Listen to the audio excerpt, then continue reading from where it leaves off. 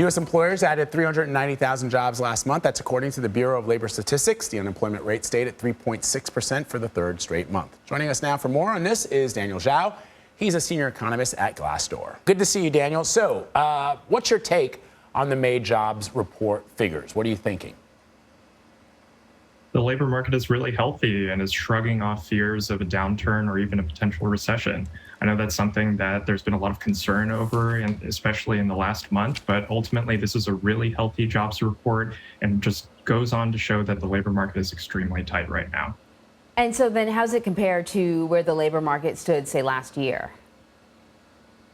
Well, about a year ago, we were in a very different phase of both the recovery and the pandemic, right? Like we were just getting the vaccine rollout underway, and there was a lot of uncertainty about how the economy was going to respond, especially because labor shortages, that was something we were really coming to grips with then. And I think it's really interesting to think about where we foresaw the recovery going at that point. We were talking about getting back to pre-pandemic job levels in 2023, maybe even 2024. And at this point, we're looking at maybe hitting that milestone in the fall of this year. So really just goes to show how quick the recovery has been, how much quicker than expected it was.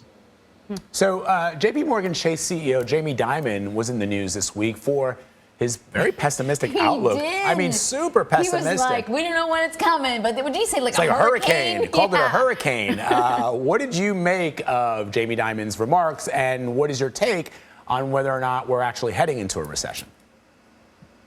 Well, I think based on the jobs report that we saw this morning, this doesn't look like a labor market that's about to tip into recession. We still see that job openings are near record highs. Layoffs actually hit a record low in April. And so overall, this still looks like a very, very healthy labor market. And I think that's a good sign for American job seekers and workers. That's what I was thinking when I heard him say that. I was like, well, you should tell the American workers because, like you said, there are 11 million vacant jobs. Right. And I mean, some people are unemployed. Some people have gone from one job to another job, making a lot more money. And some people are unemployed and they're sort of waiting because they know a better gig is out there. It seems like things are pretty healthy. And as you point out, I guess workers don't have to be concerned about layoffs, even though Mr. Dimon thinks that they might have to be. Well, I think overall, this is still a good time to look for a new job or ask for a raise, even if you're not really comfortable looking for a new job right now. Ultimately, there's never a guarantee how long the tight labor market is going to last. And so what my advice for job seekers is to lock in those gains while the market is hot and try to take advantage of the situation that we're in now. That sounds like solid advice. Very good advice. Daniel, thank you very much. Thank you.